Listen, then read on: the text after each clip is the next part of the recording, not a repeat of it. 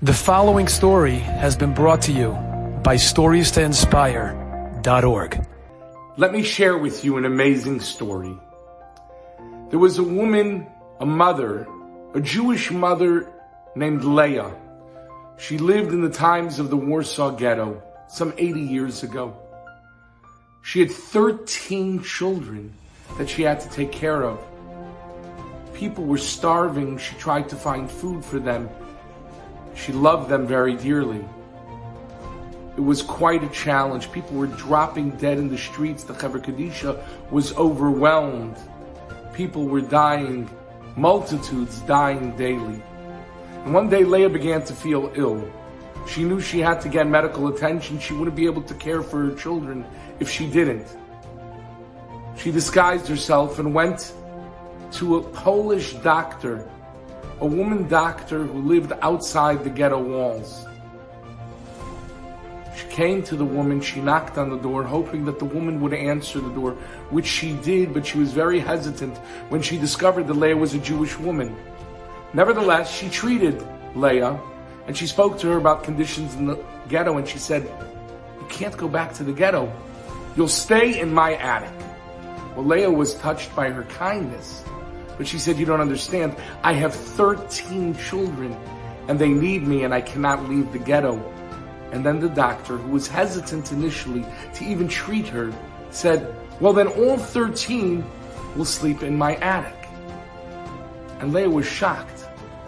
And she thought about it and she said, "I'll take you up on your offer. It's incredible." Now, what made this even more incredible was the fact that this woman lived across the street from Gestapo headquarters in Warsaw. And the Gestapo caught people trying to hide Jews, and they were hanged publicly in the streets.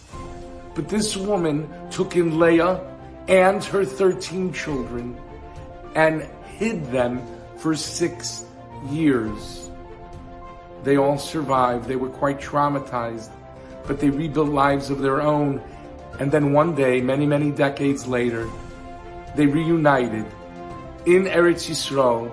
They had a reunion. 300 children, grandchildren, and great-grandchildren of this incredible mother, Leah, along with, of course, the Polish non-Jewish doctor who risked her life to save their lives. Reb Shimshon Pincus told over this incredible story, and he said, "What happened? This woman was hesitant to even treat one woman. And all of a sudden she's hiding 14 of them in her attic." And Reb Shimshon Pincus gives us an insight into how chesed works. He said, all she had to do was open the door. When she opened the door and she made the decision to sacrifice, to treat this sick mother, she was planting a seed of kindness that began to grow in such incredible ways that in a short while, she was willing to risk her life for these individuals. In this week's Parasha, Noach, for 120 years, builds a teva. How does he rebuild the world? Well, he offers people to come in. Enter my teva. I'll take care of you.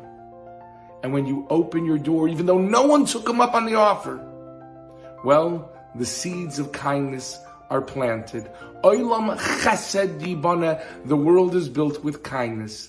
And that is how the world survives today. Enjoyed this story? Come again. Bring a friend. StoriesToInspire.org